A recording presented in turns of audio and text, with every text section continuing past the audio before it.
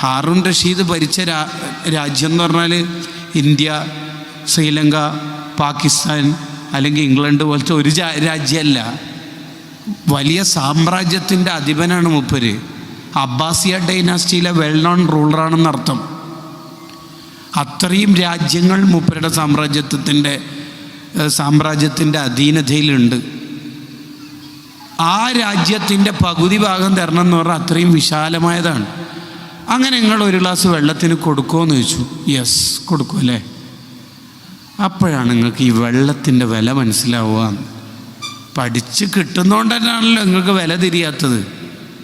എന്നാൽ അടുത്ത ചോദ്യം ചോദിക്കുക. നിങ്ങൾക്ക് ഒരു ദിവസം ഭയങ്കരമായിട്ട് മൂത്രമൊഴിക്കാൻ മുട്ടി, ടോയ്ലറ്റൊക്കെ 100 തവണ എങ്ങാനും പോയി, ഒരു രക്ഷയിൽ ഒരു തുള്ളി മൂത്രം പോണില്ല, വേദനിച്ചിട്ട് നിങ്ങൾക്ക് നിൽക്കാനിരിക്കാനും കഴിയുന്നില്ല.